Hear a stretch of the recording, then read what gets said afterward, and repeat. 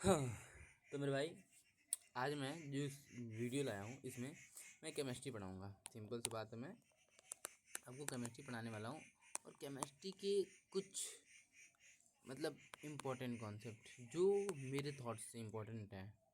मैं बहुत सारा कुछ नहीं लाया हूँ, लास्ट मिनट रिवीजन लाया हूँ थोड़ा बहुत, ठीक है। अगर आपको अच्छा लगे, समझ में आए तो देखिए, ठीक है, वरना टाइम वेस्ट करने की ज़रूरत नहीं है। लास्ट टाइम में ज़्यादा से ज़्यादा अच्छा रिवीजन खुद से ही करना चाहिए, ठीक है। तो सबसे पहला है structure of atom. Structure of atom में हम लोग को पढ़ना होता है आइसोटोप्स। तो आइसोटोप्स का मतलब होता है एलिमेंट हैविंग सेम जेड, मतलब सबका एटॉमिक नंबर सेम हो, प्रोटॉन ऑफ नंबर सेम हो, नंबर ऑफ प्रोटॉन सेम हो, तो उसे हम लोग कहते हैं आइसोटोप्स। एंड आइसो बार, देखो आइसो बार से मैं याद कराता हूँ। आइसो बार मतलब बार, आइसो मतलब समान, तो समान होने चाहिए क्या भार, तो सेम नंबर लेकिन atomic number not same. Mass same हो, भार समान हो, और जेड नॉट सेम मतलब एटॉमिक नंबर सेम नहीं हो, ठीक है। इसमें 1H1 आइसोटोप में 1H1 1H2 1H3 आएंगे। एंड आइसोबार में 20 CU40 आएगा, 19K40 आएगा, 18 आर्गन 20 आएगा, ये सब कुछ आएंगे, ठीक है। Isotope behave like a radio active substance. और जो आइसोटोप्स हैं वो रेडियो एक्टिव जैसे बिहेव भी करते हैं, जैसे न्यूक्लियर अनस्टेबल होता है ट्राइटियम, ठीक है। अब ये होता क्यों है रेडियो एक्टिव, मतलब बताने का रीज़न है कि ये न्यूक्लियर अनस्टेबल जब होता है, न्यूट्रॉन और प्रोटॉन जब ग्रेटर देन 1 हो, न्यूट्रॉन और प्रोटॉन का रेशियो जब ग्रेटर देन 1 हो जाता है, तो इस कंडीशन को हम लोग कहते हैं अनस्टेबल कंडीशन। अनस्टेबल कंडीशन, और इसी कंडीशन में रेडियो एक्टिव बनता है, ठीक है।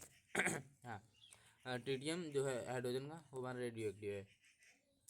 Isotone element having same number of nucleon, जिसमें सेम नंबर न्यूक्लियन हो, मतलब न्यूक्लियन के जो नंबर हैं वो सेम हो, उसे आइसोटोन कहते हैं। एंड आइसो इलेक्ट्रॉन, जिसमें element having same number of electron, उसे वो कहते हैं। डॉल्टन एटॉमिक थ्योरी क्या कहता था यार, देखो मैंने इतनी इतनी बारीकी में इसको तोड़ मरोड़ के इतना छोटे में लिख दिया है। स्मॉलेस्ट यूनिट ऑफ सब्सटेंस, कोई भी यूनिट है उसका सबसे स्मॉलेस्ट यूनिट एटम है, ठीक है। Similar in size, different element different properties, और सिमिलर साइज होता है लेकिन डिफरेंट प्रॉपर्टीज़ होते हैं डिफरेंट थिंग्स के, ठीक है। एकदम खतरनाक तरीके से लिख दिया हूँ, मतलब हाँ यार ये थोड़ा सा गलत लग रहा है, ठीक है। अब सही है। Similar in size, elements different property, indivisible indestructible, ना ही काटा जा सकता है ना ही उसको अलग किया जा सकता है, मतलब डिस्ट्रीब्यूट किया जा सकता है। एटम कॉम्बाइन होते हैं और कंपाउंड बनाते हैं, simple. Participate in chemical reaction, chemical reaction में भी पार्टिसिपेट करते हैं। Molecule, iso molecule, water hetero molecule. देखो यहाँ पे क्या है ना, जैसे टाइपिंग करने में थोड़ा सा अलग ही लेवल का मज़ा आता है, लेकिन जब लिखोगे तो लिखने में अलग ही मज़ा आता है। तो केमिस्ट्री लिखने में मज़ा आ रहा था मुझे, इसलिए मैंने लिखा हुआ है। मॉलिक्यूल दो दो टाइप के होते हैं, आइसो मॉलिक्यूल और हेट्रो मॉलिक्यूल। आइसो मॉलिक्यूल का मतलब है कि एक ही तरह का, जिसे हम लोग कह सकते हैं H2Cl2O2। तो ये क्या है मेरे भाई, एक से ज़्यादा एलिमेंट है और मिलकर कंपाउंड बना रहे हैं, अरे मॉलिक्यूल बना रहे हैं। लेकिन ये देखो, इसे हम लोग कहेंगे आइसो मॉलिक्यूल। लेकिन जब तुम बात करोगे H2O की, CO2 की, NO की, तो ये सारे जो हैं तुम्हारे हेट्रो मॉलिक्यूल में आएंगे, HCl H2O NH3। एटॉमिसिटी क्या होती है, अब बात करते हैं मॉलिक्यूल तो हो गया यार कि आइसो मॉलिक्यूल होते हैं, हेट्रो मॉलिक्यूल होते हैं। एटॉमिसिटी की बात करते हैं तो नंबर ऑफ एटम, जैसे नंबर ऑफ एटम कितने प्रेजेंट हैं। जैसे सल्फर क्या है, पॉली एटॉमिक है, मतलब कि जैसे O2 है तो ये डाई हो गया, डाई एटॉमिसिटी इसका मतलब दो दिखाता है, वही चीज़ है। ऑब्जर्वेशन ऑफ रदरफोर्ड मॉडल, तो रदरफोर्ड जो मॉडल था उसका ऑब्जर्वेशन क्या कहलाता है, तो देखो अप्रोक्सीमेटली 99.99% जो straight line without any deviation, वो ऐसे जाते थे। वो मतलब कुछ, अरे क्या मैं ये क्या कर रहा हूँ भाई। हम्म, ये कैसा गुल्ला पड़ा हुआ है। चलो, देखो जब ये पेपर था तो पेपर से डायरेक्ट ये लाइन ऐसे जाता था, ये डायरेक्ट ऐसे चला जाता था।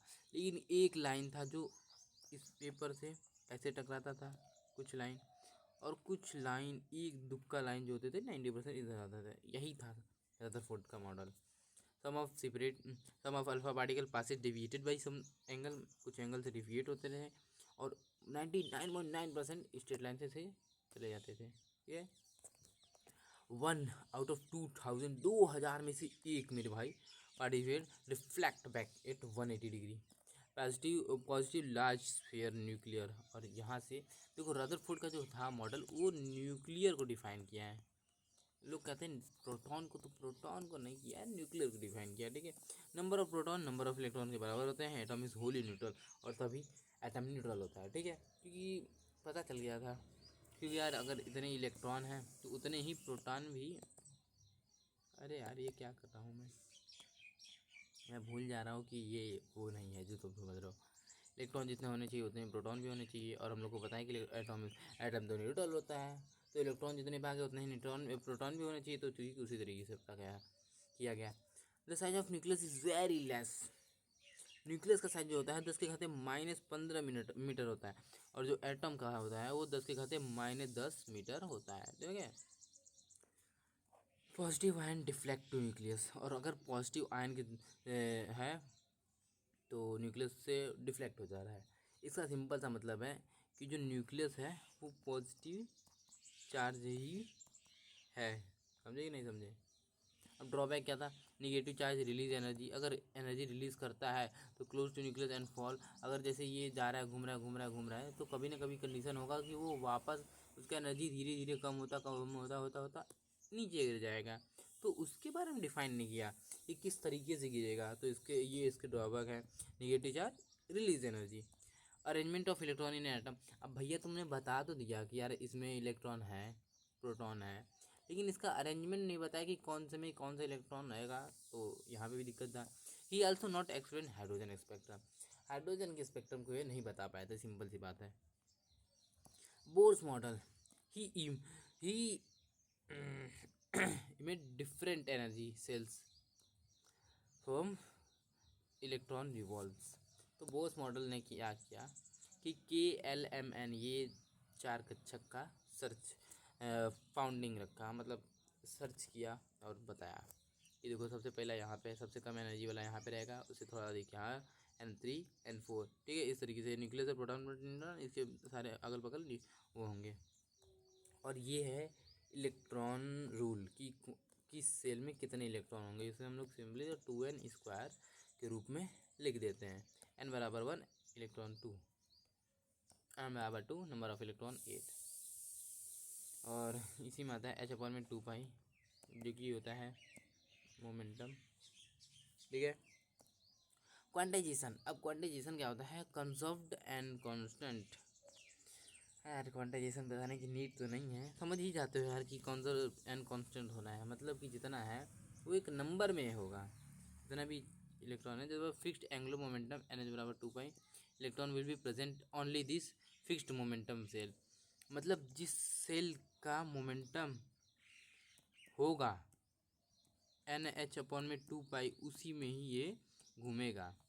ठीक है, तो V/NH/2π ये m लगा हुआ है, अरे MR लगा हुआ है। ये सेकंड पॉइंट था।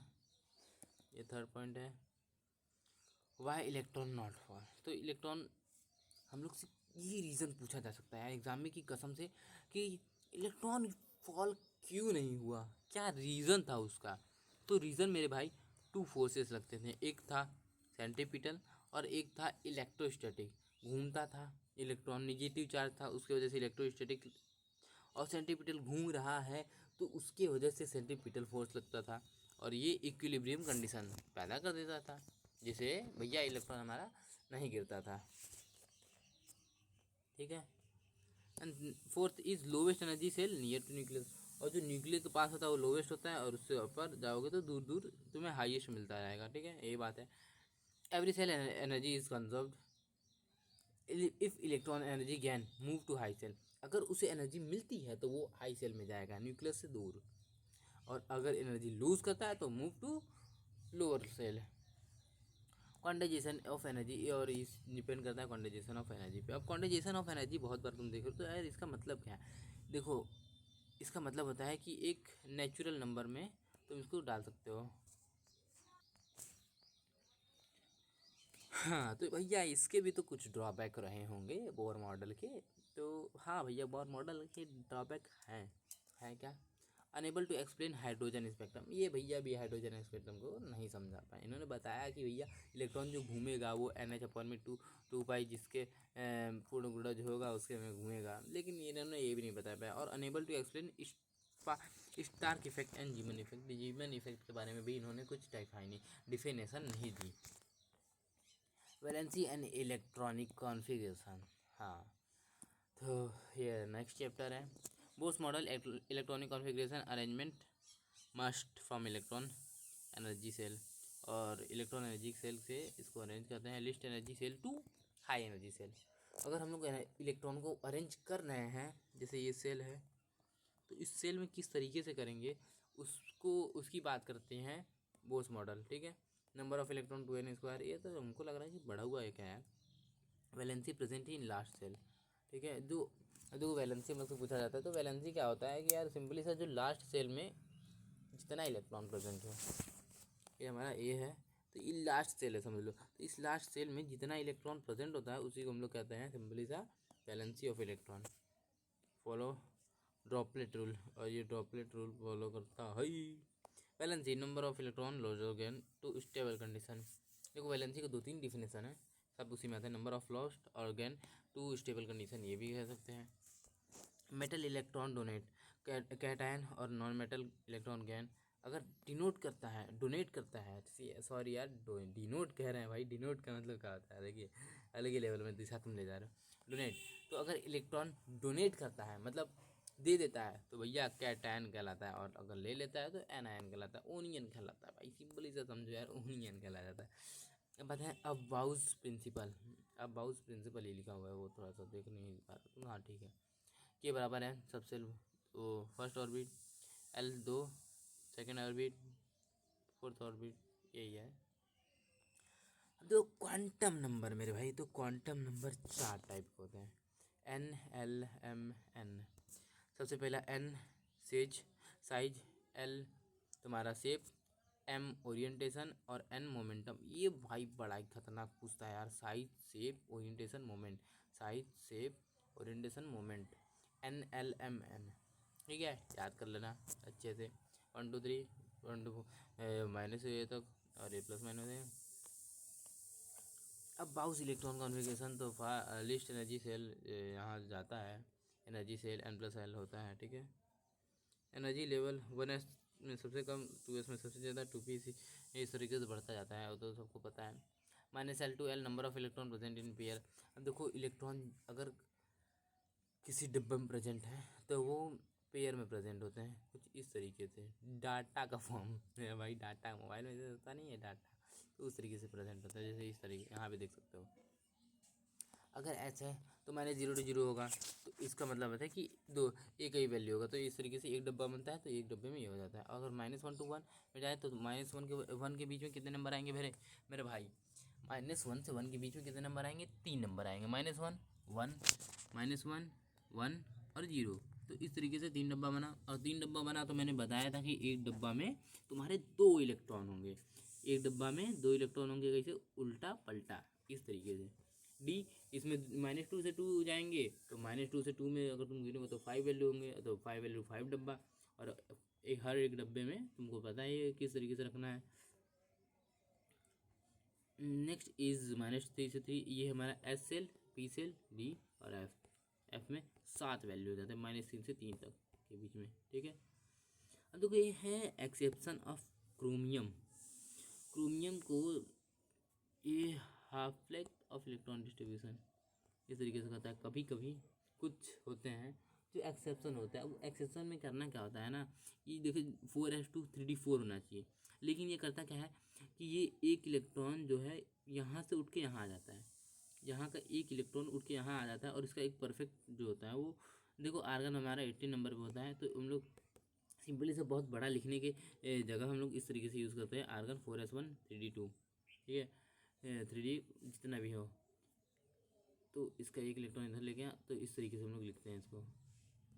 और इसे हम लोग कहते हैं हाफ फेल डिस्ट्रीब्यूट, हाफ उधर दे देना। ठीक है। आर्गन में ठीक उसी तरीके से कॉपर में भी होता है। कॉपर में हम लोग 4s2 3d9 होता है। तो यहाँ पे क्या होता है कि एक इलेक्ट्रॉन यहाँ पे देके इसको पहले कंप्लीट करने की कोशिश करते हैं। तो 4s1 3d10। अब मेरे भाई नेक्स्ट चैप्टर शुरू हो गया है रेडॉक्स रिएक्शन। रेडॉक्स रिएक्शन में सबसे पहला ऑक्सीडेशन नंबर, ये होता है formal charge of an element. किसी भी एलिमेंट के ऊपर कितना चार्ज है फॉर्मली, उसको उसके लिए हम लोग यूज़ करते हैं ऑक्सीडेशन नंबर। सल्फर इस तरीके से, फास्फोरस इस तरीके से। नोट, हीलिना के रब से फरियाद ग्रुप 1, इसका जो ऑक्सीडेशन नंबर होता है +1 होता है। और ग्रुप 2 बेटा मांगे कार स्कूटर बापराजी, तो इसके लिए हम लोग यूज़ करते हैं +2। एंड इन जनरल हाइड्रोजन, देखो मेरे भाई हाइड्रोजन एक ऐसा नंबर ऐसा आइटम है ना, इसीलिए कहते हैं कि एक्सेप्शन का बाप है भैया हाइड्रोजन। ये कभी +1 इलेक्ट्रॉन देता है तो कभी -1 देता है, मतलब कभी कभी अपना इलेक्ट्रॉन डोनेट कर देता है, तो कभी कभी भैया ज्ञान भी कर लेता है, किसी से मांग भी लेता है, तो खतरनाक बंदा है मतलब। अब ग्रुप 17 हेलोजन फैमिली, तो आइसियन क्लोरो ब्लोरिन आयोडीन फ्लोरीन नियोन जो भी है, मतलब फ्लोरीन ब्रोमीन वाला, उसके जो वैलेंसी होते हैं 7 होते हैं, तो उसका ऑक्सीडेशन नंबर -1 होता है। ठीक है। इन कंडीशन ऑफ ऑक्साइड, देखो ऑक्साइड ऑक्सीजन भी यहाँ पे कौन से एक्सेप्शन बना पड़ा हुआ है। देखो ऑक्सीजन के 3 रूप हैं। सबसे पहला ऑक्साइड, पेरोक्साइड और super oxide.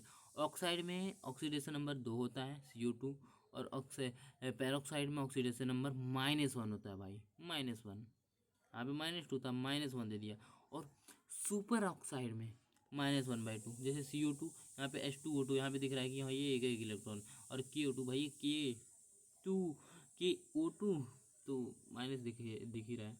How to calculate oxidation number, तो भाई कैसे कैलकुलेट किया जाए, तो देखो यार सिंपली सा, अगर HCl दिया है तो अगर Cl का निकालना है तो हम लोग H के लिए H का ऑक्सीडेशन नंबर लिखेंगे +X बराबर, अगर इसके ऊपर अगर HCl है, अगर इसके ऊपर कोई चार्ज नहीं है या फिर माइनस या फिर प्लस का, तो उसके बराबर हम लोग 0 लिख देंगे, अगर होगा तो ठीक वहाँ पे लिख देंगे।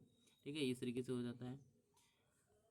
H3PO3 में P निकालना है, H3PO4 में P निकालना है। अगर मैं इस वीडियो को मैं कर चुका हूँ तो मैं आपको बस दिखा रहा हूँ कि इस तरीके से देख लेना। ठीक है, आपको मन करे तो वीडियो को पॉज करके इसका इसको सॉल्व कर सकते हो इजीली।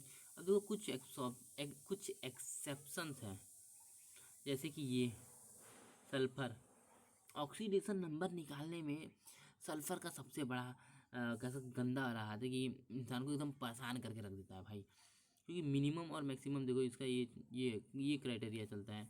कभी कभी तुम निकालोगे तो इसका जो एटॉमिक ऑक्सीडेशन नंबर आएगा X = 8। अब बताओ भाई X = 8 किसी का ऑक्सीडेशन नंबर हो सकता है क्या? नहीं हो सकता है, नहीं हो सकता ना मेरे भाई। तो वही बात है। तो इसीलिए यहाँ पे H2SO3, तो यहाँ पे अगर X = 8 आया तो देखने का पेरोक्साइड प्रेजेंट कैसे निकालते हैं। तो यहाँ पे मेरे भाई पेरोक्साइड प्रेजेंट है, मतलब ऑक्सीजन। तो हम लोग देखेंगे, पहले कैलकुलेट किए कितना ऑक्सीडेशन नंबर आया, और माइनस मैक्स ऑक्सीडेशन नंबर कितना मैक्सिमम हो सकता है। तो हम लोग को ये जानना होगा कि कौन से एलिमेंट का ऑक्सीडेशन नंबर कितना मैक्सिमम होता है, तो उससे हम लोग ये निकाल सकते हैं कि जितना कैलकुलेट है उसमें से माइनस करके हाफ कर देने का। तो मेरे भाई देखो 8 यहाँ पे आया, और मैक्सिमम है सल्फर का 6 है, तो बटे में 2 बराबर 1, मतलब एक पेरोक्साइड प्रेजेंट है, एक पेरोक्साइड प्रेजेंट है। और अगर पेरोक्साइड प्रेजेंट है तो इस तरीके से लिखते हैं H2SO3 प्लस एक O2 लिख देते हैं, और 2 × -1 इस तरीके से हम लोग सॉल्व कर देते हैं, +- का 6। H2SO8 इस तरीके से यहाँ पे भी होता है, ये याद रख लेना मेरे भाई, ये वाला बड़ा ही इंपॉर्टेंट चीज़ है। पेरोक्साइड जब देखो जब भी कुछ इस तरीके से आए कि उसके ऑक्सीडेशन नंबर के भी ज़्यादा आ जाए, तो हम लोग को ये करना है calculation oxidation number minus max oxidation number upon में 2, और यहाँ पे हम लोग को जितना आएगा वहाँ पे हम लोग को ये पता चलता है कि पेरोक्साइड कितने % है और कितने पेरोक्साइड % होते हैं। तो इस तरीके से कर लेते हैं। सुपर ऑक्साइड में बस वही कि O2 ही था, मतलब उसमें ज़्यादा क्वेश्चंस नहीं बनते हैं। ठीक है, आइसोमोलिक्यूल, तो भैया N2H2 ये सब आइसोमोलिक्यूल जिसे ऑक्सीडेशन नंबर 0 हो। H2SO4 यहाँ पे S निकालना है, तो ठीक है उसी तरीके से। अब देखो चैन वाला है, अब चैन वाले में क्या करना है कि यार देखो यहाँ पे आइसोमोलिक्यूल, तो ये 0 हो गया, यहाँ पे भी 0 हो गया, क्योंकि ये इधर इधर का दोनों निगलेक्ट कर देंगे, इधर दोनों का निगलेक्ट कर देंगे, तो बचेगा ये वाला +5 और ये वाला +5, तो X = +5 लिख देंगे। एवरेज ऑक्सीडेशन नंबर FeO, देखो फेरस ऑक्साइड, फ्यूरिक ऑक्साइड, पता नहीं कौन कौन सा ऑक्साइड, फेरस और ऑक्सीजन को मिला के 3 ऑक्साइड बन जाते हैं। देखो जो FeO है तो उसमें इसे हम लोग कहते हैं आयरन 2 ऑक्साइड, क्योंकि इसमें ऑक्सीडेशन नंबर इसका +2 होता है। और जब Fe2O3 की बात करते हैं तो Fe2O3 में X बराबर ±3 आयरन 3 ऑक्साइड, या फिर इसे हम लोग फेरिक ऑक्साइड कहते हैं Fe3O4 3x-8। यहाँ पे मेरे भाई इसका ऑक्सीडेशन नंबर 8/3 होता है, मतलब अलग ही नंबर, अलग ही लेवल का नंबर है भाई। ऑक्सीजन और फेरस मतलब आयरन का जोड़ी। ऑक्साइड अगर oxygen number of oxidation number of oxygen H2O CO2 ये होता है। और पेरोक्साइड ZnO टाइप के। सुपर ऑक्साइड इस तरीके के होते हैं, ये भी उसी में था एग्जांपल। देखो यहाँ पे मैंने बता रहा था ना कि अगर कोई कंपाउंड है, कंपाउंड के ऊपर अगर माइनस का साइन आ जाए या फिर प्लस का कुछ साइन आ जाए, तो जब हम लोग बराबर 0 लिखते थे ऑक्सीडेशन नंबर निकालने के लिए, वहाँ पे हम लोग बराबर -2 1 जो भी समथिंग आएगा वो -2 है तो -2 लिखा हुआ है, ठीक है। ये बराबर का साइन है भाई, बराबर का साइन है, ठीक है। वो ज़्यादा जल्दी में हो गया है। फिजिकल चेंज रिवर्सिबल होता है, no new product form, less energy absorption, physical only, melting of water, breaking glass, shredding paper, chopping of wood, cutting of hair, breaking egg, ये सारे फिजिकल चेंज आते हैं। केमिकल चेंज इरिवर्सिबल होता है, new product form होता है, energy absorb होता है, केमिकल कंपाउंड एंड ये फॉर्म होता है, मेल्टिंग ऑफ वैक्स को मेल्ट करना, rusting of iron, burning of wood, rotting of bananas. तो ये सारे कुछ हमारे किस में आते हैं, केमिकल चेंज में। कैरेक्टरिस्टिक ऑफ केमिकल चेंज में सबसे पहला भाई इवोल्यूशन ऑफ गैस का इवोल्यूशन होता है, फॉर्मेशन ऑफ प्रेसिपिटेट का फॉर्मेशन होता है, change in colour, change in temperature, change in state, ये सारे केमिकल चेंज में होता है, ठीक है। अब हम लोग से कुछ ये पूछता है कि जैसे कुछ कंपाउंड है उसके कुछ स्पेसिफिक कलर्स होते हैं, जैसे लेड आयोडाइड, तो लेड आयोडाइड का येलो कलर होता है, और BaSO4 बेरियस सल्फेट का वाइट प्रेसिपिटेट होता है। ये हम लोग वहाँ पे भी पढ़े थे, डिस्प्लेसमेंट में भी ये पढ़ेंगे। और जो KMnO4 होता है वो कलरलेस होता है। K2Cr2O7 ऑरेंज टू ग्रीन होता है, ऑरेंज या फिर ग्रीन जो भी टाइप का हो।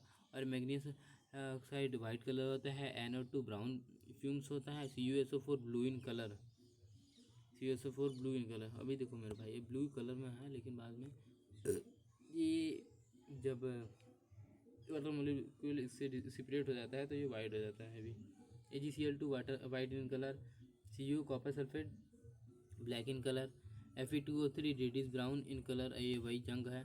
FeSO4 green in colour. और ये जब लोहा थोड़ा सा हरा टाइप का होता है तो उसे करते हैं। देख मेरे भाई ये है हमारा रिएक्टिविटी सीरीज, भाई कसम से बता रहा हूँ, इसको याद कर लिए तो झींगा लगा। अब देखो इससे होता क्या है कि हम लोग में डिस्प्लेसमेंट रिएक्शन होता है, एक डिस्प्लेसमेंट रिएक्शन, तो उसमें काफ़ी ज़्यादा इसका रोल है। इसको हम लोग कैसे याद करते हैं, केदारनाथ का माली आलू जरा फीका सा पकाता है, अलग कुछ हरा और अलग पकाता है, इस तरीके से। केदार के potassium, sodium, calcium, magnesium, aluminium, zinc, ferrous, tin, lead, hydrogen, copper, mercury, silver, gold, platinum, इस तरीके से, ठीक है। ये याद रख लेना। टाइप्स ऑफ रिएक्शन, तो भैया रिएक्शन के टाइप्स आ गए, तो काफ़ी इजी चैप्टर है, क्लास 10 में भी पढ़े होंगे। क्लास 10 का पहला चैप्टर था।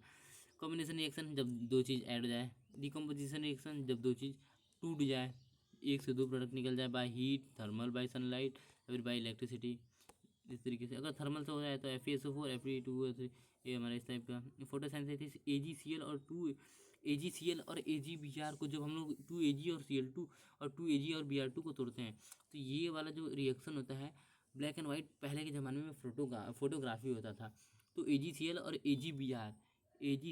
AgBr ये दो इम्पॉर्टेंट कंपाउंड हैं जो तुम्हारे ब्लैक एंड वाइट फोटोग्राफी में यूज़ होते थे मेरे भाई। इलेक्ट्रोलाइसिस, ये इस तरीके से जब हम लोग H2O को तोड़ देते हैं, H2 और हाइड्रोजन में। डिस्प्लेसमेंट, एक बड़ा आदमी छोटे आदमी को घसका के खुद को बैठ जाए तो ये डिस्प्लेसमेंट कहलाता है। There is an exchange of ions का एक्सचेंज होता है। रिवर्सिबल A+B, अगर ये दो वापस इस तरीके से हो जाए तो ठीक है। ये NO3 AgCl इस तरीके से, ठीक है। ये जो N2 3H2 हम लोग से हैबर प्रोसेस पूछ लेता है, तो हम लोग से हैबर प्रोसेस पूछता है तो हम लोग से ये भी पूछ लेता है कि हैबर प्रोसेस होता किसके लिए है, क्यों होता है, निर्माण किसका होता है। तो मेरे भाई ये नाइट्रोजन का निर्माण होता है। Haber reaction production of ammonia. Irreversible reaction A+B not C+D बराबर नहीं होता है, अगर बन गया तो वापस नहीं बनने वाला। How to balance a chemical reaction. अब देखो केमिकल रिएक्शन को बैलेंस करने के लिए एक ईजी वे, एकदम ईजी वे है।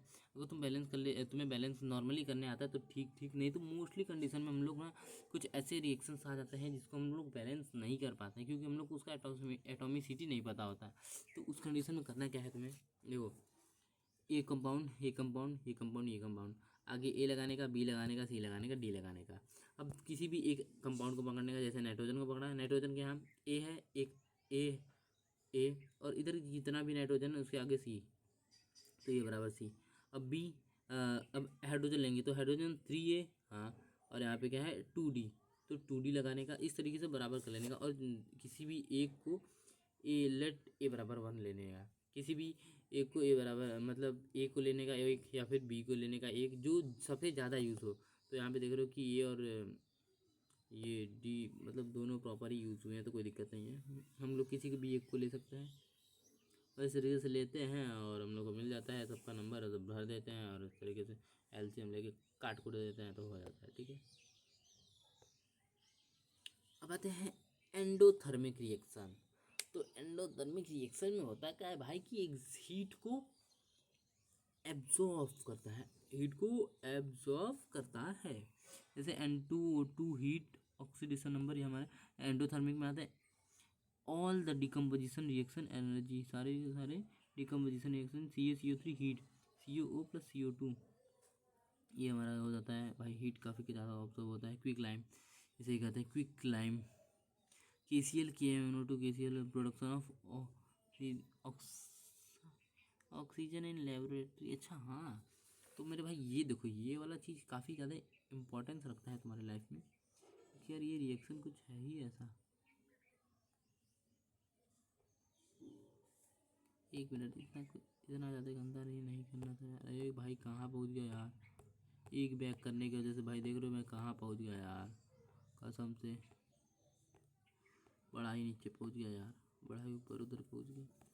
रुको एक जरा, एक मिनट एक मिनट एक मिनट। टाइप्स ऑफ रिएक्शन, हाँ ठीक है, कहाँ पे था बे, ये था, देखो ये था समथिंग दिस, इसको इस तरीके से हाईलाइट कर लो। हम लोग से ये पूछ सकता है कि इसमें से कौन सा reaction production of oxygen in laboratory है, तो हम लोग को पता होना चाहिए KCl है। KCl का जब हम लोग MnO2 के साथ कराते हैं रिएक्शन कैटालाइज के प्रेजेंट में, MnO2 कैटालाइज के प्रेजेंट में, तो हम लोग का 2KCl + 3O2 निकल जाता है, ठीक है। आते हैं एक्सोथर्मिक रिएक्शन, हीट आउट, ये होता है। Respiration is also a exothermic reaction, बड़ा ही इंपॉर्टेंट पॉइंट है भाई। ये जो रेस्पिरेशन है वो खुद भी एक एक्सोथर्मिक रिएक्शन है, हीट निकलता है, हीट आउट होता है, कैल्शियम इस तरीके से निकलता है, ठीक है। ऑक्सीडेशन एड ऑफ ऑक्सीजन, देखो ये बढ़िया से याद कर ला, बढ़िया से oxidation add of oxygen, reduction add of hydrogen, oxidation removal of hydrogen, reduction removal of oxygen, removal of hydrogen removal of oxygen, oxidation loss of electron, reduction gain of electron, oxidation number increase होता है, oxidation number decrease होता है, addition in electronegative element, और इसमें removal होता है, electronegative element का removal होता है। ये याद कर लो, फोनकल ब्रिज, इसमें आयोडीन यार नहीं लिखा है का भाई मैंने, फोनकल ब्रिज से, इस तरीके से फोनकल ब्रिज से मैंने याद कर लिया है, जितना ज़्यादा नेगेटिविटी उतना ज़्यादा उसका ऑक्सीडेशन नंबर, इस तरीके से। रिमूवल इलेक्ट्रो पॉजिटिव एलिमेंट का रिमूवल हो जाए, और यहाँ पे इलेक्ट्रो पॉजिटिव एलिमेंट एडिशन हो जाए, Cu+H2, यहाँ पे देख रहे हो इस तरीके से ऑक्सीजन रिमूव हुआ, रिडक्शन, हाइड्रोजन ऐड हुआ, ऑक्सीडेशन रिडॉक्सिएशन हो गया, वे रिडक्शन। और जहाँ पे मेरे भाई रिडक्शन होता है, जिस पदार्थ का रिडक्शन होता है जिससे ऑक्सीजन दूर जाए, जिससे ऑक्सीजन दूर जाए उसे हम लोग कहते हैं ऑक्सीडाइजिंग एजेंट, एंड जिसके ऑक्सीजन पास है उसे कहते हैं रिड्यूसिंग एजेंट, रिड्यूसिंग एजेंट। ठीक है, अब बात करते हैं यार रेंसिडिटी क्या होता है। When matter contact to air then matter taste change. अब देखो होता है क्या है कि जैसे हम लोग कुछ चीज़ों को, खाने पीने वाली चीज़ को हम लोग बाहर छोड़ दें तो उसके टेस्ट में ना चेंजेस आ जाता है मेरे भाई, टेस्ट में ना चेंजेस आ जाता है। तो उस टेस्ट के चेंजेस को ही हम लोग कहते हैं रेंसिडिटी। ठीक है, हिंदी में संक्षारण भी कहते हैं। ठीक है, तो इसमें इसको प्रोटेक्ट करने के लिए हम लोग BHT नाइट्रोजन गैस इस तरीके यूज़ करते हैं। ठीक है, तो BHT क्या है भाई, तो हाइड्रोएनोसिल हाइड्रोटोलोरोसेल ये होता है। अब पीरियोडिक टेबल है यार, देखो पीरियोडिक टेबल में सबसे पहले न्यूलैंड ऑक्टेट टेबल, ये वही सारे गामा पाधानी उस तरीके से अरेंज किया गया था, ये तरीके से हो गया। ठीक है, अब ख़त्म। डिफिशिएंसी ऑफ न्यूलैंड ऑक्टेटोल, भैया कैल्शियम से की बताया था। पोजीशन ऑफ क्रोमियम का गलत बता दिया था। फेरस कोबाल्ट और निकिल का पोजीशन भी गलत बताया था इन्होंने।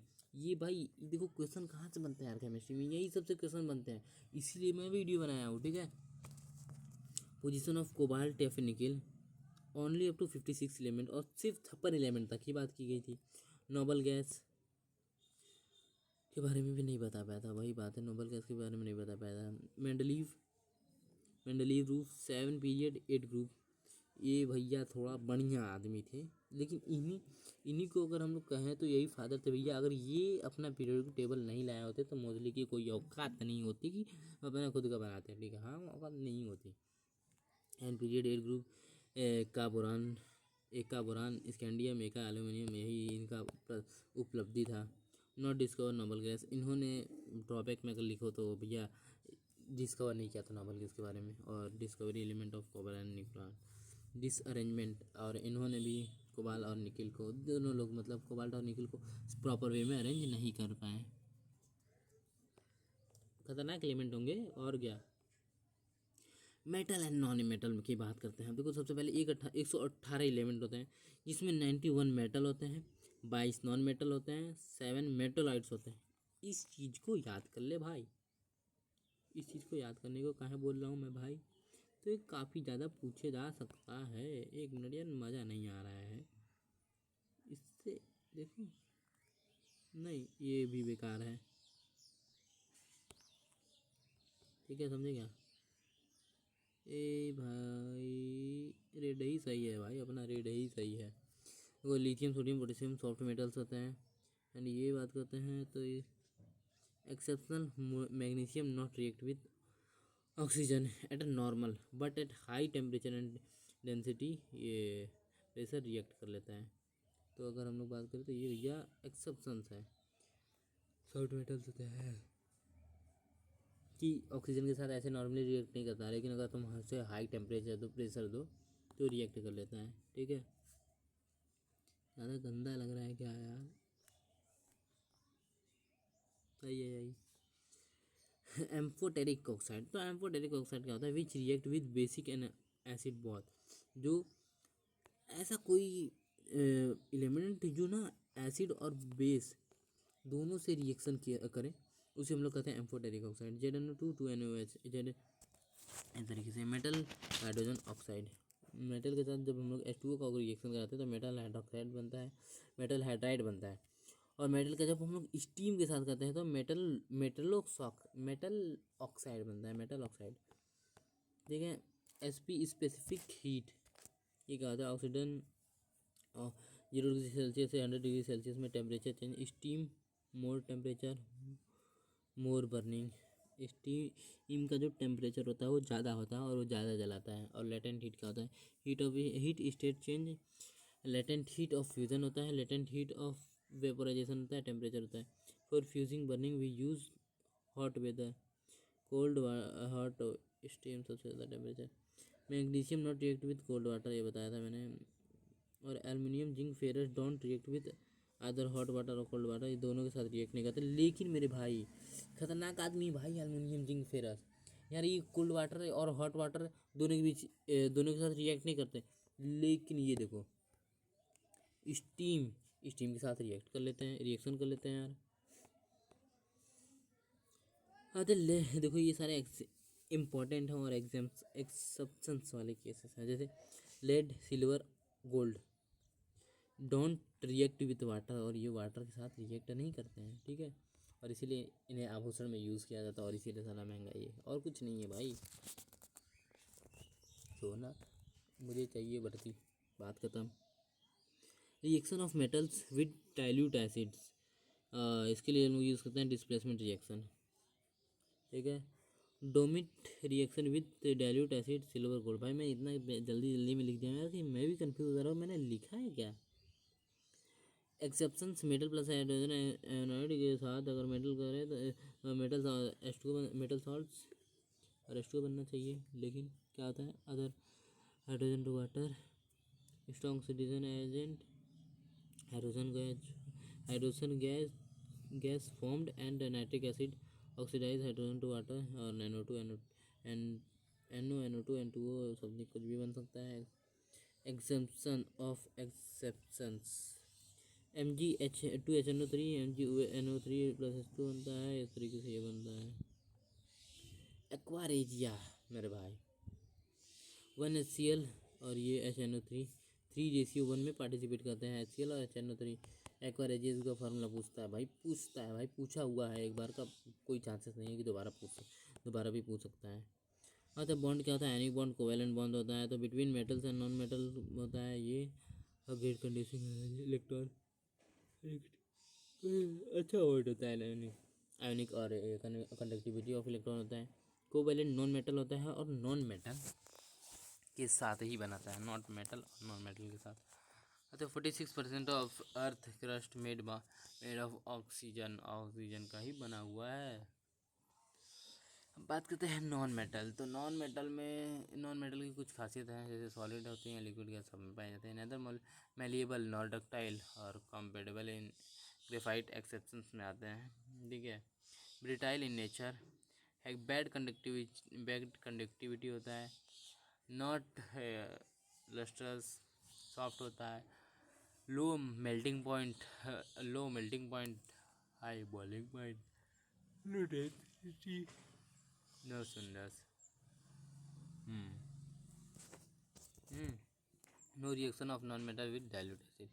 तो अगर हम लोग नॉन मेटल ले रहे हैं तो उसका रिएक्शन नहीं होता डाइल्यूट एसिड के साथ, लेकिन यार कुछ एक्सेप्शन, केमिस्ट्री पढ़ोगे तो भाई हर कदम कदम पे तुमको एक्सेप्शन मिलते रहेंगे, तो एक्सेप्शन के लिए तैयार हो जाया करो।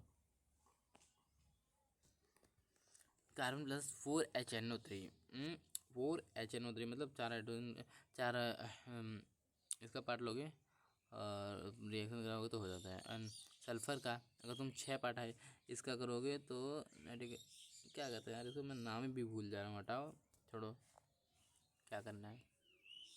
Extraction of metal, list of important alloys and their classes. तो यार ये देखो ये चीज़ बड़ा ही इंपॉर्टेंट चीज़ है। जैसे अब क्या है कि हम लोग से ये पूछता है कि ब्रास में कौन सा चीज़ पाया जाता है, ब्रास में कॉपर प्लस जिंक पाया जाता है, ब्रॉन्ज में कॉपर प्लस टीन पाया जाता है, जर्मन सिल्वर में कॉपर जिंक प्लस निकल पाया जाता है, रोल्ड गोल्ड में कॉपर प्लस एल्यूमिनियम पाया जाता है, गन मेटल में copper plus lead plus tin plus zinc plus lead पाया जाता है। अब स्टेनलेस स्टील में फेरस कॉपर निकल ये पाया जाता है, नंज मेटल में कॉपर जिंक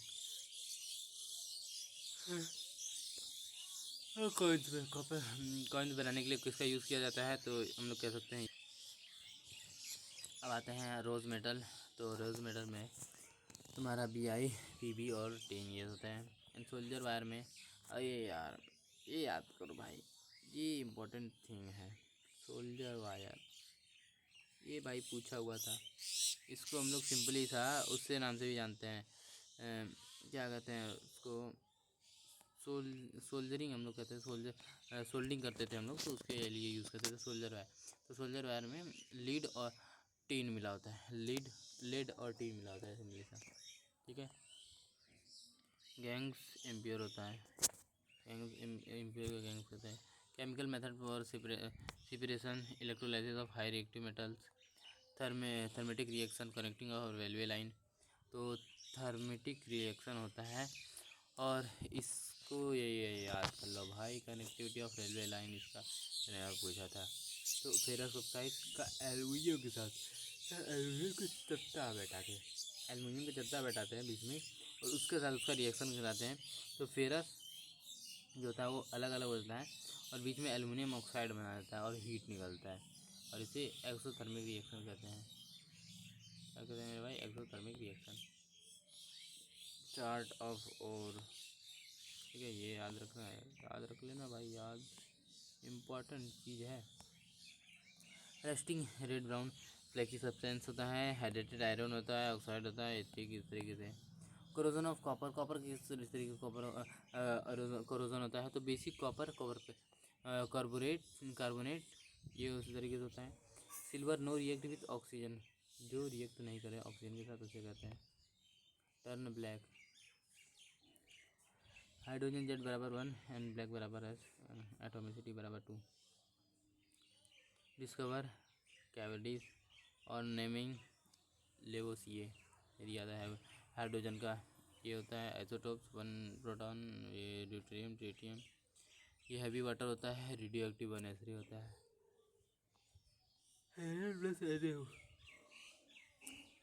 जब जिंक का हम लोग सोडियम हाइड्रोक्साइड के साथ रिएक्शन कराते हैं तो सोडियम जिंकेट बनता है इस तरीके से, और हाइड्रोजन गैस रिलीज हो जाता है। इलेक्ट्रोलाइसिस ऑफ वाटर, अगर तुमने दो जल का दो जल के अणु लिए, उसका इलेक्ट्रोलाइसिस कराओगे तो 2 हाइड्रोजन 2 ऑक्सीजन मिल जाते हैं, 1 ऑक्सीजन के अणु मिल जाते हैं।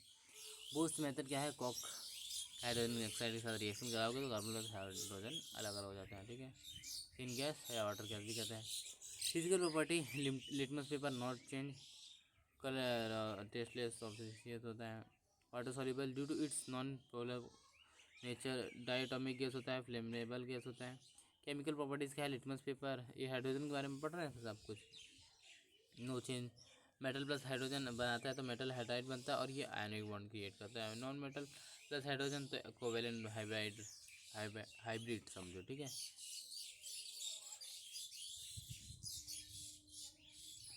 अब बताते हैं हाइड्रोजन मेटल ऑक्साइड, तो इसमें जब कराएंगे तो मेटल प्लस हाइड्रोजन ऑक्साइड बन जाता है। यूजेज ऑफ हाइड्रोजन कहाँ पे यूज़ किया जाता है? ग्रीन फील्ड में यूज़ किया जाता है, हैबस प्रोसेस में यूज़ किया जाता है अमोनिया बनाने के लिए, हाइड्रोजनेशन के में यूज़ किया जाता है हाइड्रोजन एडिंग करने के लिए, कभी कभी अनसेचुरेटेड हाइड्रोकार्बन को सेचुरेट करने के लिए भी यूज़ किया जाता है, ये एथेन से एथाइन बनाने के लिए। फर्टिलाइज़र अमोनियम सल्फेट में भी यूज़ किया जाता है। अब बात करते हैं नेक्स्ट इज ऑक्सीजन। इसका डिस्कवरी किए थे प्रिस्ले और स्ली नाम है भैया इनका, उन्होंने खोज किया था। एटॉमिक नंबर इतना जेड बराबर 8 है, पी ब्लॉक से बना हुआ है। अर्थ क्रस्ट 46.6% इसमें पाया जाता है, 46.6% में ऑक्सीजन पाया जाता है अर्थ क्रस्ट में। एटमोसफेयर में 20 से 21% एटमोसफेयर में पाया जाता है। नॉन मेटल में ये होता है डाईमैग्नेटिक या फिर पैरामैग्नेटिक।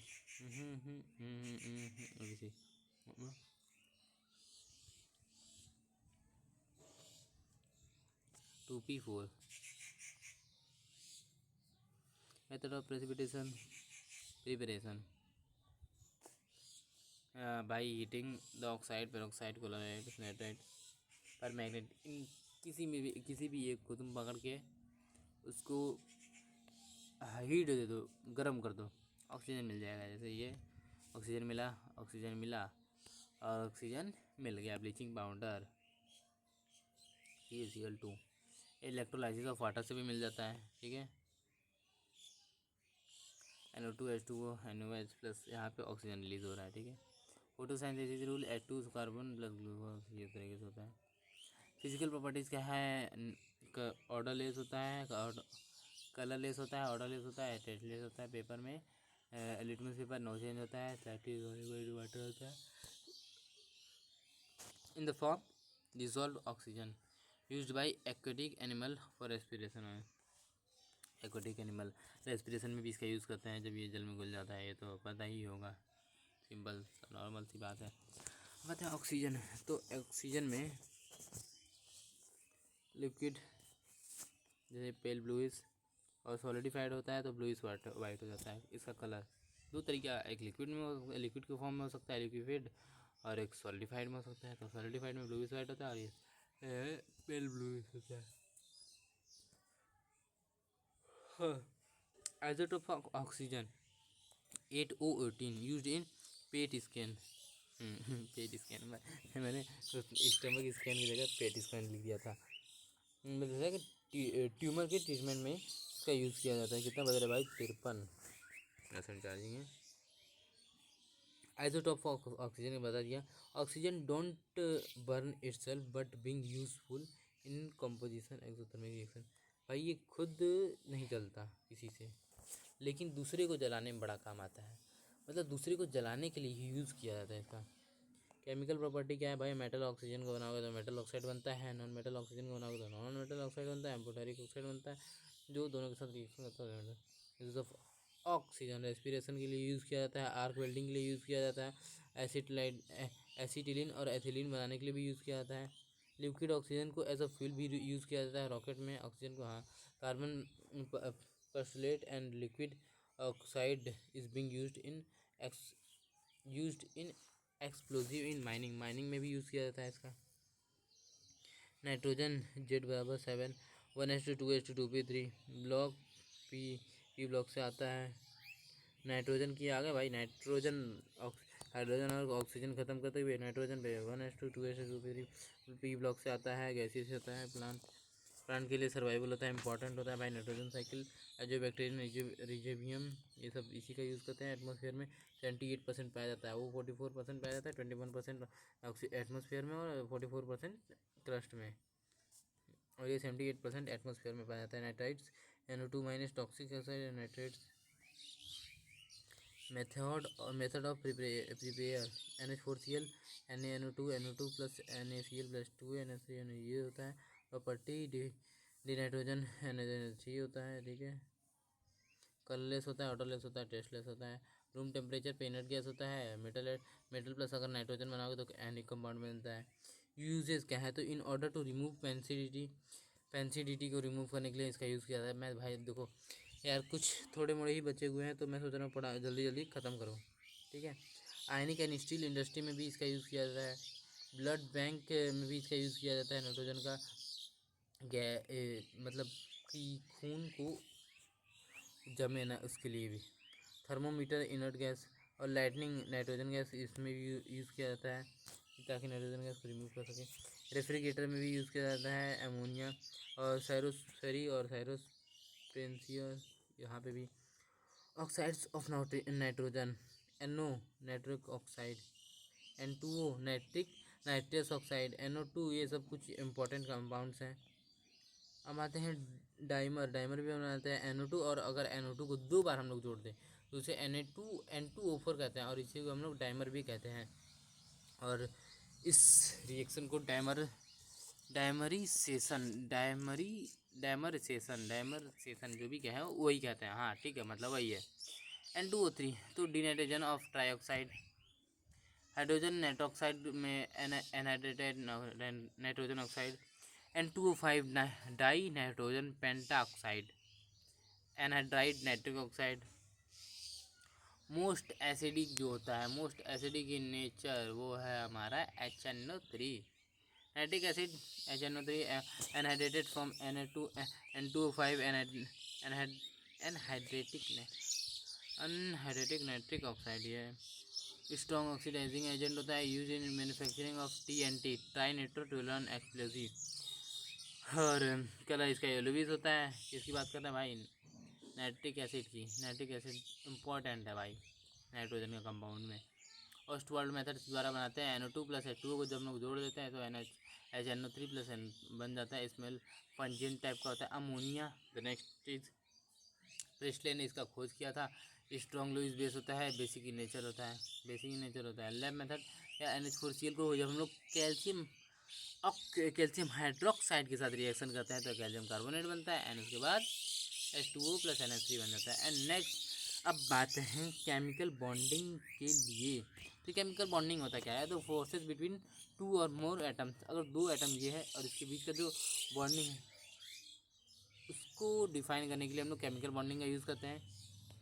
दो तरीके का होता है, इंटर और inter atomic, inter molecule. Ionic bond metal plus non metal के साथ। ये वंडरवॉल बॉन्ड्स होता है, इसमें हाइड्रोजन बॉन्डिंग आता है, पोलर बॉन्ड आता है, नॉन पोलर बॉन्ड आता है, सब कुछ इंटर मॉलिक्यूल में आता है। और इंटर एटॉमिक में तो इंटर आयनिक बॉन्ड आता है, कोवेलेंट बॉन्ड आता है, कोऑर्डिनेट बॉन्ड आता है और डेटिव बॉन्ड उसी में आता है। आयनिक बॉन्ड क्या होता है, तो सिंपली से मेटल और नॉन मेटल को जब हम लोग जोड़ते हैं तो आयनिक बॉन्ड बनता है, और इसका बॉइलिंग पॉइंट, मेल्टिंग पॉइंट सबसे हाई होता है, सबसे हाई होता है आयनिक बॉन्ड का। सॉल्युबल इन वाटर, वाटर में सॉल्युबल होता है। Insoluble in organic compound, organic compound में नहीं घुलते, लेकिन ये वाटर में घुल जाएंगे, लेकिन भैया बोलते हैं कि हम ऑक्सीजन में घुल जाएंगे, अरे मतलब जल में घुल जाएंगे, लेकिन तुम्हारे कंपाउंड में नहीं घुलेंगे। जिद्दी आदमी, जिद्दी आदमी, हाँ।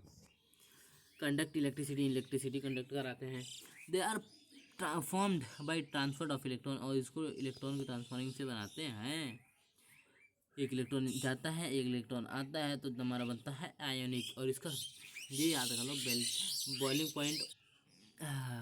भाई अरे यार ऐसा लग रहा है कि एकदम पूरा बस ख़त्म करे जल्दी जल्दी। They conduct electricity in aqueous form, aqueous form में करता है। नॉट सोव्ड आइसोमेरिज्म, ये आइसोमेरिज्म शो नहीं करते हैं, जितने भी आयनिक कंपाउंड है आइसोमेरिज्म शो नहीं करते। अरे भाई अभी तुम जब आओगे ना कोवैलेंट बॉन्ड, तो भैया ये भर भर के आइसोमेरिज्म शो करने वाले हैं, अभी आगे तो आओ। आइसोमेरिज्म ये सिमिलर लैटिक एक्साइड होता है structure, it shows by ionic bond, ionic bond तरह शो होते हैं। ठीक है, मेटल इस तरीके से रिमूव होता है, एनर्जी गेंड होता है, एब्जॉर्ब होता है। नॉन मेटल एनर्जी रिलीज होता है, add electron affinity, electron affinity add होता है। यहाँ पे इलेक्ट्रोनिगेटिव होता है में। लैटिक एनर्जी क्या होता है, तो amount of energy release by combination of 1 mole of cation and 1 mole of anion. जब तुम 1 mole of cation plus 1 mole of anion का जब तुम जोड़ोगे तो एक एनर्जी बनती है, उसे हम लोग लैटिक एनर्जी कहते हैं। In periodic table along the period left to right जब जाओगे तो नॉन मेटालिक जो कैरेक्टरिस्टिक होता है वो बढ़ता है, नॉन मेटल कैरेक्टरिस्टिक जो है बढ़ता है। ठीक है, और अगर अलॉन्ग द ग्रुप जाओगे तो ग्रुप में तुम अगर नीचे जा रहे हो तो जो हमारा मेटालिक कैरेक्टर होता है वो बढ़ता है, मेटालिक कैरेक्टर बढ़ता है, मेटालिक कैरेक्टर बढ़ता है, बढ़ता है, बढ़ता है, बढ़ता है। हाँ, तुम लोग सोचता है भैया ये इसमें में से कौन सा तुम्हारा मोर आयनिक बॉन्ड है, तो यहाँ पे तुमको ये वाला याद आएगा, नकल नो हल ब्रिस्क वाला। ठीक है, तुम लोग को ये देखना है सबसे पहले किसी एक कंपाउंड को जो पकड़ लेना है कि भैया NaF NaCl NaBr ये है। ठीक है, तो मतलब कांस्टेंट कौन सा है, कैटायन जो है, सोडियम कैटायन है तो कांस्टेंट है, एनायन जो है ना वो एक्सचेंज हो रहा है। तो अब देखो इसको ये कौन सा फॉर्म में है, पीरियड वाले में है या फिर ग्रुप के फॉर्म में है। तो देख रहे हैं कि फ्लोरीन, क्लोरीन, ब्रोमीन, आयोडीन, ये तो समथिंग हम लोग को दिख रहा है भैया पीरियड वाला है। तो अगर पीरियड वाला हो तो जो हम लोग को पता है कैरेक्टर सबसे नीचे जाएंगे तो घटता बढ़ता जाता है, बढ़ता जाता है। तो जो सबसे ऊपर होगा, नहीं जो सबसे ऊपर होगा उसका सबसे ज़्यादा होगा, क्योंकि ये नॉन मेटालिक कैरेक्टर है। ठीक है, ये हम लोग को पता होना चाहिए कि तुम जितना नीचे जाओगे उतना तुम्हारा ये जो होता है आयनिक वो बढ़ता है, वो घटता है, घटता जाता है। और अगर ये हमारा नॉन मेटल के वो हम लोग ने बताया था ना, जो बढ़ता है वो हमारा मेटेलिक कैरेक्टर बढ़ता है और नॉन मेटेलिक घटता है, नॉन मेटेलिक घटता है और मेटेलिक कैरेक्टर बढ़ता है। तो यही देखो, अब यहाँ पे नॉन मेटल है तो अगर नॉन मेटल है तो भैया घटेगा, और अगर मेटल है तो बढ़ेगा, मेटल है तो बढ़ेगा। देख रहे हो कि यहाँ पे इस तरीके से ग्रुप में ही जा रहे हैं, लेकिन है क्या भैया मेटल वाला है सारा, तो मेटल वाला है तो बढ़ेगा। नीचे जाओगे तो जो सबसे नीचे है रूबीडियम, तो सबसे ज़्यादा रूबीडियम का हो जाएगा, सबसे ज़्यादा रूबीडियम, उससे कम थोड़ा ये आते हैं आयनिक बॉन्ड, लैटिक्स एनर्जी, इस तरीके से फ्लोरीन, इस तरीके से लेटेंट एनर्जी मैक्स हो जाता है। फ्लोरीन डायरेक्टली देखो, फ्लोरीन चार्ज पे डायरेक्ट डिपेंड करता है। ठीक है, और ये डायरेक्ट डिपेंड करता है चार्ज पे, अगर चार्ज बढ़ेगा घटेगा तो बढ़ेगा घटेगा। आयनिक कंपाउंड लैटिक एनर्जी बढ़ता है। ठीक है, अब ये याद रखो पीरियड जो है साइज के, अगर साइज दिया हो तो, अगर पीरियड दिया है तो साइज का हम लोग यूज़ नहीं करते, चार्ज का यूज़ करते हैं। और अगर ग्रुप दिया हो तो हम लोग चार्ज का यूज़ नहीं करते, साइज का यूज़ करते हैं। ठीक है, ये थोड़ा सा समझने वाली चीज़ है, समझने वाली चीज़ है भाई, और इस समय समझाने का टाइम नहीं है, रिवीजन का टाइम है। इस तरीके से यहाँ पे हो जाता है।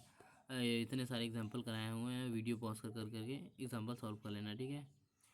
ये है सोडियम फेरस ऑक्साइड, ये MgCl2, इस तरीके से चार्ज है। तो मैंने भी क्या बताया था कि अगर अरेंजमेंट में मैंने बताया था कि अगर साइज है, अगर तुम साइज में जा रहे हो, और अगर क्या था यार, भूल जा रहा हूँ मैं, खुद भी भूल जा रहा हूँ भाई, क्या ही है। अगर पीरियड में जा रहे हो, अगर तुम पीरियड में जा रहे हो तो तुम्हें लेना है चार्ज, और अगर तुम ग्रुप में जा रहे हो तो तुम्हें लेना है साइज, ठीक है, समझ गए। ये क्या था भाई कि यहाँ पे था एक सोडियम पेरोक्साइड NaF का कैटन एनायन डिफरेंट होता है प्योरिटी चार्ज, ठीक है। कोवेलेंट बॉन्ड क्या होता है, नॉन मेटल और नॉन मेटल के बीच में बनता है, और ये होता है solving pair electron, equal electron sharing होता है इसमें, one pair of electron, single bond, double bond, trial bond, सोबल in organic compound, insoluble water, bed conductivity होता है, melting point boiling point high होता है, दिस शो आइसोमेरिज्म, और ये भर भर के मैंने बताया ना, कोवेलेंट जो है भर भर के आइसोमेरिज्म शो करते हैं, डोंट शो आइसोमॉर्फिज्म, देखो आइसोमॉर्फिज्म शो नहीं करते। इसका पोलराइजेशन पावर जो होता है कोवेलेंट कैरेक्टर के डायरेक्टली बराबर होता है, समझे। फैजान इसी में आता है। साइज ऑफ कैटायन, अगर कैटायन का साइज ज़्यादा है तो पोलर पावर कम होगा, पोलर पावर कम होगा। अब देखो यही केमिकल बॉन्डिंग में मोस्ट क्वेश्चन यही पूछता है कि कौन सा करेक्टर, कौन सा एलिमेंट है ज़्यादा मेल्टिंग पॉइंट है, किसका बॉइलिंग पॉइंट ज़्यादा है, इस तरीके से।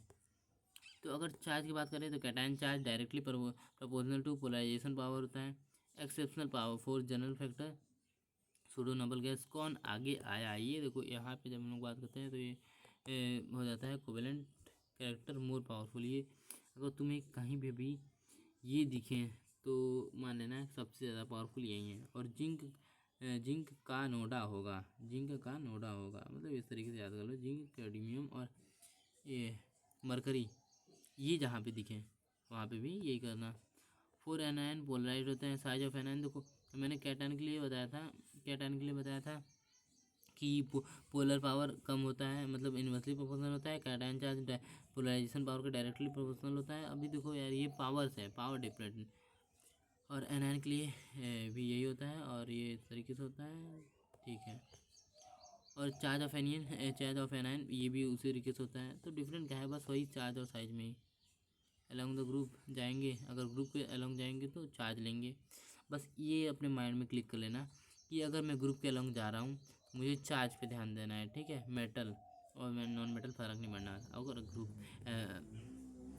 पीरियड के फॉर्म में जा रहे हो। और अगर ग्रुप में जाएँ तो ग्रुप में जाने पर हम लोगों को लेना है साइज, ठीक है, साइज लेना है। द नेक्स्ट इज सोडियम, जिस तरीके से एग्जांपल है, एग्जांपल मैं नहीं कराने वाला हूँ, कर लेना देख के। अपने कॉन्सेप्ट क्या है भैया, कोवेलेंट कैरेक्टर जो है सॉल्युबिलिटी, मेल्टिंग पॉइंट और बेंडिंग पॉइंट, जितना ये को ये याद रखो, ये इंपॉर्टेंट चीज़ है भाई। कोवेलेंट कैरेक्टर जो है मेल्टिंग और बॉइलिंग पॉइंट के इनवर्सली प्रोपोर्शनल होता है। जितना मजबूत कोवेलेंट बॉन्ड उतना ज़्यादा मेल्टिंग पॉइंट और बॉइलिंग पॉइंट, समझ गए। BeFO2, MgFO2, NgF2, ये सब एनायन होता है, सेम इस एग्जाम्पल्स हैं सारे के सारे। ये देख रहे हो बॉइलिंग पॉइंट साइज, देखो बेरिलियम, और यहाँ पे मैंने एक को फिक्स किया, किसको फिक्स किया, एनायन को फिक्स किया, F2 अब मिला बेरिलियम मैग्नीशियम में, तो मैं बता रहा हूँ किस तरीके से होता है। बेरिलियम मैग्नीशियम, बेरिलियम के बाद मैग्नीशियम आता है, तो साइज सबसे ज़्यादा सबसे कम बेरिलियम को होगा, उसके बाद मैग्नीशियम, और ये है क्या, एनायन है, ठीक है। तो मैंने बताया था कि यहाँ पे कि जिसका कोवेलेंट ज़्यादा हो वो होता है।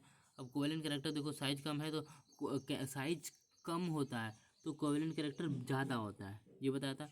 ये यहाँ पे अगर तुम लिखना चाहो तो लिख भी लो कि भैया अगर size inversely proportional to covalent character, ठीक है, साइज इनवर्सली प्रोपोर्शनल टू क्या, ये क्योंकि इंपॉर्टेंट चीज़ है। और साइज कम है तो कोवेलेंट कैरेक्टर बढ़ेगा, और साइज ज़्यादा है तो कोवेलेंट कैरेक्टर घटेगा। और कोवेलेंट कैरेक्टर घटेगा तो मैंने यहाँ बताया कोवेलेंट कैरेक्टर घटेगा तो मेल्टिंग पॉइंट बॉइलिंग पॉइंट बढ़ेगा, और बढ़ेगा। तो इससे तुम इन दोनों से निष्कर्ष निकाल के ये बता सकते हो कि भैया आपको कुछ चीज़ बता रहे हैं, ये आप इजीली ये याद कर लीजिए, उतना बड़ा याद करने का ज़रूरत है कि जो साइज है, अरे हाँ, जो साइज है वो डायरेक्टली प्रोपोर्शनल होगा मेल्टिंग पॉइंट और बॉइलिंग पॉइंट के। सही है, कोई दिक्कत नहीं है। हाँ यही सही है। साइज इस तरीके से साइज MP, ठीक है वही हो गया। मैंने इतना इजी फॉर्म में बता दिया, अब तो भूलोगे नहीं, उम्मीद है। को कोऑर्डिनेशन कोवलेंट बॉन्ड क्या होता है? When a single atom sharing the electron and another atom enjoying the sharing. भैया एक इलेक्ट्रॉन दे देता है और वो दूसरा वाला एंजॉय करता है, मज़ा लेता है बस खाली। लोन पेयर एम्प्टी स्पेस तरीके से। एनर्जी कोऑर्डिनेट कोवलेंट बॉन्ड इस तरीके से। देखो ये कुछ है जिसमें सबसे पहले nitrogen oxide N2O4 N2O5 PO4 3 SO4 2 minus NO3 minus NH4 plus SO3 और O3 B4 minus Bf3 NH3 carbon CO। ये सारे तुम्हारे कुछ एग्जांपल्स हैं कोऑर्डिनेट कोवलेंट बॉन्ड के। अब आते हैं पोलर बॉन्ड। तो इलेक्ट्रियस का अनइक्वली शेयर्ड होता है, HCl होता है, ठीक है। ये फोनिकल ब्रिज से मैंने बोला था याद करने के लिए। इलेक्ट्रोनेगेटिव सीरीज होता है, बढ़ता है, फिर करते करते करते हाइड्रोजन पे चला जाता है। Non polar bond electron equally shared. जब इलेक्ट्रॉन इक्वली शेयर्ड होते हैं तो इस तरीके से होता है। हम लोग पूछता है इलेक्ट्रोनेगेटिव का एक मान होता है। अगर इलेक्ट्रोनेगेटिव का मान जो है 0.5 से ज़्यादा हुआ तो पोलर बॉन्ड, अगर कम हुआ तो नॉन पोलर बॉन्ड। हाइड्रोजन और कार्बन पोलर बॉन्ड और नॉन पोलर बॉन्ड। हाइड्रोकार्बन जो होता है वो पोलस भी होता है, नॉन पोलर भी होता है, डिपेंड्स ऑन द सिचुएशन कि अगर उसका इलेक्ट्रोनेगेटिव जो है वो -5 0.5 से कम हो रहा है कि ज़्यादा हो रहा है। ये डिपेंड कैसे करेगा? इलेक्ट्रोनेगेटिव ऑफ कार्बन निकालेंगे सबसे पहले, उसके बाद हाइड्रोजन निकालेंगे एंड उसको घटाएंगे तो मिल जाएगा, सीधी बात है। डायपोल मोमेंट क्या होता है? तो net dipole moment is zero होता है नॉन पोलर मोलिक्यूल का। और net dipole moment is not zero, जो पोलर होता है उसका नेट डायपोल मोमेंट जो होता है वो जीरो नहीं होता है, और इसके लिए जीरो होता है, ठीक है।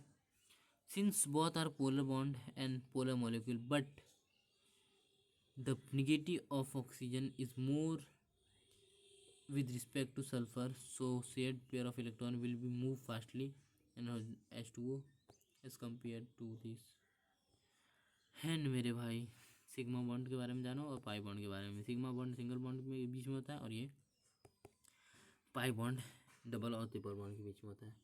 तो ये सब जितने भी थे मेरे भाई, ये थे मेरे थॉट के हिसाब से कुछ इम्पॉर्टेंट थिंग्स ऑफ केमिस्ट्री। तो मिलते हैं नेक्स्ट लेक्चर में मेरे भाई। मज़ा आया हो? थोड़ा सा यार एनर्जी मेरी भी कम हो गई थी, लेकिन ठीक है। मिलते हैं नेक्स्ट लेक्चर में मेरे भाई। थोड़ा सा बीच में क्षमा चाहता हूँ, थोड़ा सा एनर्जी मेरा भी लो हो गया था पढ़ाते पढ़ाते, तो मैं थोड़ा सा बोरियस टाइप का हो गया था, तो उसको स्पीड बढ़ा लेना, बाकी ठीक है। मिलते हैं नेक्स्ट लेक्चर में। जय हिंद मेरे भाई। मज़ा आया हो तो लाइक सब्सक्राइब ठोक देना।